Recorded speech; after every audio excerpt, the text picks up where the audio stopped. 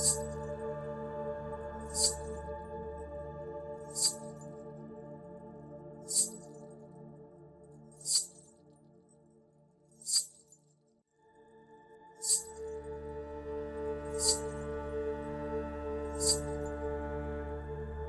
లక్ష్మీ కటాక్షం కోసం ఏం చేయాలి?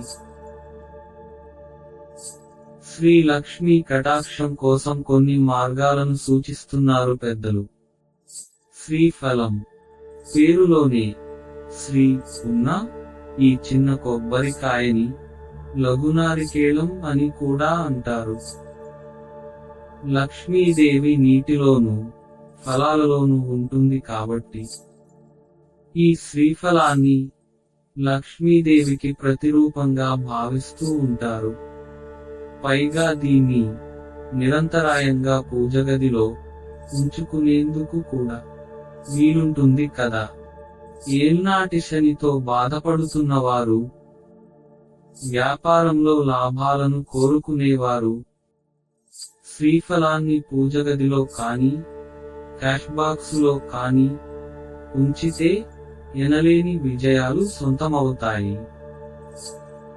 శ్రీ సూక్తం అమ్మవారిని స్తుతిస్తూ సాగే శ్రీ సూక్తం ఈనాటిది కాదు. వీటి మూలాలు ఋగ్వేదంలోనే ఉన్నాయి.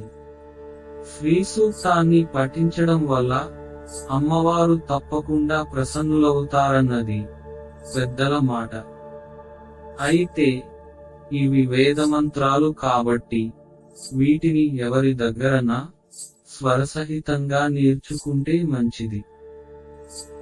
అలా కుదరని పక్షంలో ఈ సూక్తం ఇంట్లో అప్పుడప్పుడు మోగుతుండేలా చూసినా శుభప్రదమే. శ్రీచక్రం తంత్ర విద్యలో శ్రీచక్రం శ్రీయంత్రానికి ఉన్న ప్రాధాన్యత అంతా ఇంతా కాదు. 9 త్రిభుజాలతో రూపొందించే ఈ చక్రం శివశక్తుల కలయికకు, నవనాడులకు చిహ్నమని చెబుతారు. అంతేకాదు, ఈ త్రిభుజాలతో ఏర్పడిన ప్రతి భాగానికి ఒక్కో మహత్తు ఉందని అంటారు. శ్రీచక్రంలోని ఆకారాన్ని పిరమిడ్ రూపంలో నిర్మిస్తే దానినే మేరు ప్రస్తారం అంటారు. మేరు ప్రస్తారాన్ని కాని శ్రీయంత్రాన్ని కాని పూజగదిలో ఉంచితే అమ్మవారి ఆశీస్సులు తప్పక లభిస్తాయి. తామరపూలు లక్ష్మీదేవి సముద్ర మథనంలో ఆవిర్భవించిందని పురాణాలు చెబుతున్నాయి. అందుకనే ఆమెను నీటికి సంబంధించిన శంఖం, గవ్వలు, తామరగింజలతో పూజిస్తే మంచిదని అంటారు. లక్ష్మీదేవిని తామరపూలతో పూజిస్తే విశేషమైన ఫలితం లభిస్తుందన్నది పండితుల మాట.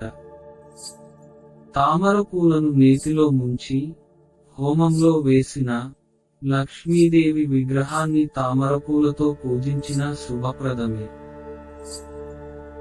నేతి దీపాలు చీకటిని, అజ్ఞానానికి, దారిద్ర్యానికి, నిరాశకి చిహ్నంగా భావిస్తారు.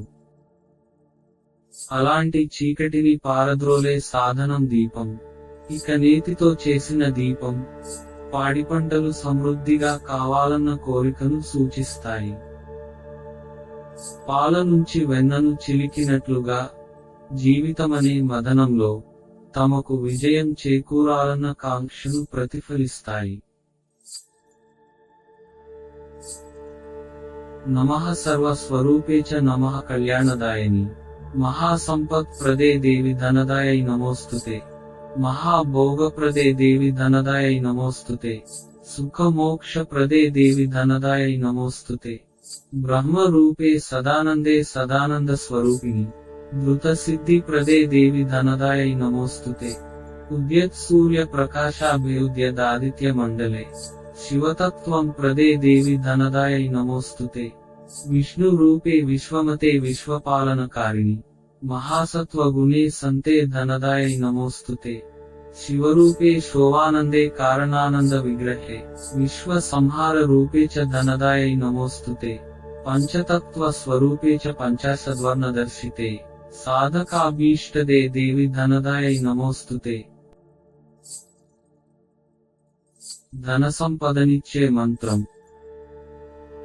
కుబేరత్వం ధనాధీశ గృహేతే కమలా స్థితా తాందేవం తేషయా సునమృద్ధిత్వం మద్గృహేతే నమో నమః.